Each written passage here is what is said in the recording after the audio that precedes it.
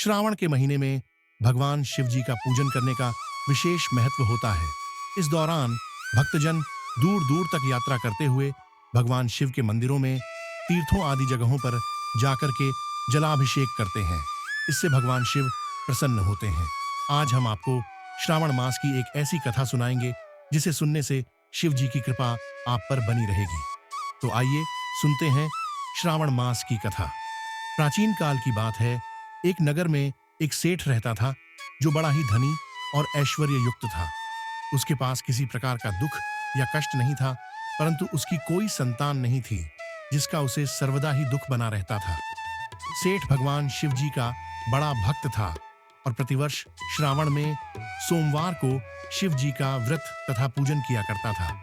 उसे विश्वास था कि भगवान शिव जी का भजन पूजन करने से उसे एक दिन पुत्र अवश्य उत्पन्न होगा जो उसके इस अतुल धन का भोग करेगा। सेठ प्रति श्रावण में सोमवार को व्रत करता और सायंकाल शिव जी के मंदिर में जाकर दीपक जलाता था तथा बड़ी भक्ति से व्यंजन बनाकर शिव जी को भोग लगाता और स्वयं प्रसाद लेता तथा अपनी पत्नी को भी देता। उसकी भक्ति देखकर देवी पार्वती से रहा नहीं गया और वे भगवान शिव जी से बोली, हे भगवान, यह सेठ प्रति सोमवार को आपका व्रत करके सायंकाल दीपक जलाता है तथा बड़ी भक्ति भावना से पूजन करता है, अतः आप इसके दुख का निवारण शीघ्र क्यों नहीं करते? पार्वती जी के सुंदर वचनों को सुनकर भगवान शिव बोले, हे देवी पार्वती, इस सेठ के तो पुत्र नहीं है, यह इसके पूर्व जन्म का ही फल है। यह जगत तो कर्म का है। मनुष्य कर्म के बंधनों से बंधा हुआ यहाँ आता है और अपने कर्मों के फल को भोगता है। इसी कारण यह सेठ भी पूर्व जन्म के कर्मों के कारण इस जन्म में निःसंतान होकर दुख उठा रहा है। शिव जी के ऐसे उपदेश सुनकर माता पार्वती नहीं मानी और कहने लगी, हे ईश्वर, आप तो भक्त वत्सल हैं, फिर अपने भक्त पर क्यों दया नहीं करते, जबकि वह सदैव आपकी भक्ति प्रेम पूर्वक पूजा करता है। फिर आप उसे पुत्रवान करके उसके दुख का नाश क्यों नहीं कर देते? यदि आप अपने भक्तों के दुख का निवारण नहीं करेंगे तो कौन आपका व्रत पूजन और सेवा करेगा? जब पार्वती जी शिव जी से ऐसा कहने लगी तो शिव जी बोले, हे देवी, जब तुम ऐसा कहती हो तो मैं तुम्हारे कहने से उसे पुत्र का वर देता हूँ। यद्यपि उसके भाग्य में पुत्र का सुख नहीं है, सेठ का पुत्र तो केवल 18 वर्ष तक ही जीवित रहेगा। इसके पश्चात वह मृत्यु को प्राप्त हो जाएगा। इस प्रकार कुछ काल व्यतीत होने पर उस सेठ की स्त्री गर्भवती हुई और 10वें महीने में एक सुंदर पुत्र की उत्पत्ति हुई, जिससे उसके घर में बड़ी खुशी मनाई गई। धीरे धीरे समय बिता और बालक बड़ा होने लगा। इस प्रकार हंसी खुशी में वह 18 वर्ष का हो गया।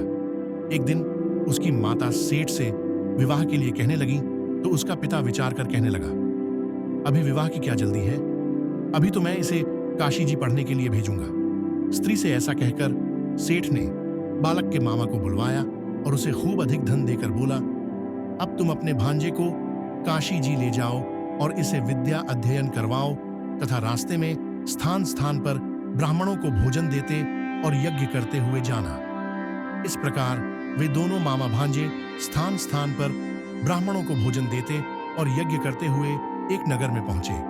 वहां के राजा की कन्या का उस दिन विवाह था। कन्या बड़ी ही रूपवती और सर्वगुण संपन्न थी, परंतु राजकुमार जिससे उस राजकुमारी का विवाह होने वाला था वह काना था, जिससे उसके पिता को चिंता थी। परंतु जब उसने सेठ के पुत्र को देखा जो बड़ा रूपवान था तो विचार कर उसके मामा से कहने लगा, यदि थोड़ी देर के लिए आप अपने भांजे को मुझे दे दें तो आपकी बड़ी कृपा होगी। थोड़ी देर की ही बात है, विवाह हो जाने के पश्चात इसे हम वापस कर देंगे और आपको बहुत सा धन भी देंगे।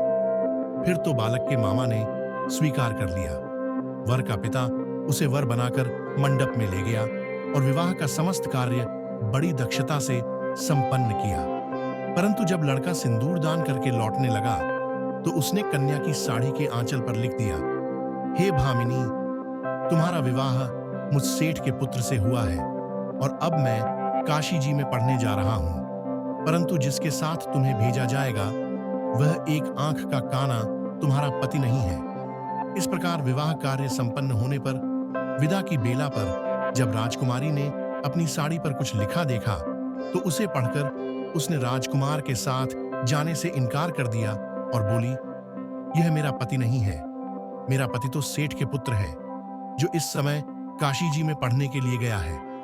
फिर तो राजकुमारी की ऐसी बात सुन उसके माता पिता अत्यंत आश्चर्य में पड़ गए और राजा अर्थात वर के पिता की तरफ से अत्यंत दुखी हुए तथा कन्या को विदा नहीं किया। बारात बिना कन्या के लौट गई। उधर वह सेठ का पुत्र और उसका मामा दोनों काशी जी पहुंचे और बालक ने अपने अध्ययन प्रारंभ कर दिए और उसके मामा ने यज्ञ करना प्रारंभ कर दिया। इस प्रकार कुछ दिन व्यतीत होते हुए लड़के की अवस्था 18 वर्ष की हो गई। उस दिन यज्ञ हो रहा था तो बालक ने अपने मामा से कहा, आज मैं कुछ अस्वस्थ लग रहा हूं और सोने जा रहा हूं। ऐसा कहकर वह जाकर सो गया। परंतु उसके सोने के थोड़ी देर बाद ही उसके मामा ने आकर देखा तो भांजे को मरा हुआ पाया, जिससे वह अति दुखित हुआ। परंतु यज्ञ हो रहा था, इसलिए यज्ञ विध्वंस के भय से चुप रहा। जब यज्ञ कार्य संपन्न हो गया और सब ब्राह्मण चले गए, तब वह खूब जोर जोर से रोने लगा।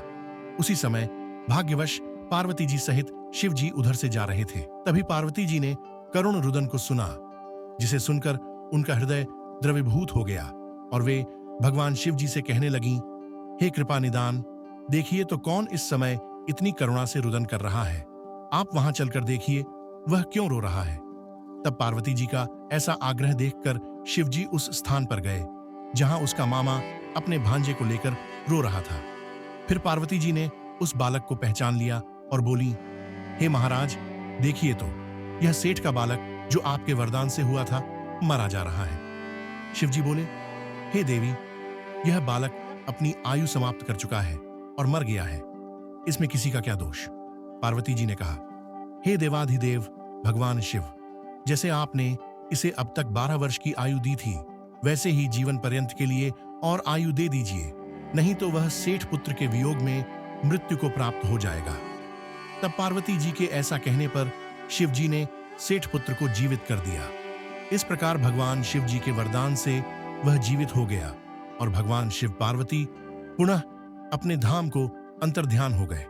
फिर कुछ दिनों के पश्चात वह बालक अपने मामा के साथ अपने नगर की ओर चल पड़ा और रास्ते में चलते चलते पुनः उसी नगर में आया जिस नगर में राजकुमारी के साथ उसका विवाह हुआ था। वहां पहुंचकर उसने यज्ञ करके ब्राह्मण भोजन कराया। जिस समय वह नगर के बाहर बैठा हुआ था, उसी समय राजा ने यह सूचना पाई। फिर राजा ने जाकर उस सेठ पुत्र को गले लगाया और उसके मामा से प्रार्थना की, हे श्रीमान, इस समय मेरी कन्या का आप धूमधाम से अपने घर में विवाह करें। फिर राजा ने अपने नगर के नागरिकों को आज्ञा दी कि सेठ पुत्र के विवाह के अवसर पर सभी वस्त्र आभूषण तथा भेंट अर्पण करें। इस प्रकार वह सेठ पुत्र अपनी पत्नी को लेकर प्रसन्नतापूर्वक अपने घर में लौट गया और भगवान शिव जी के वरदान से उस सेठ पुत्र का दुख सदा के लिए दूर हो गया।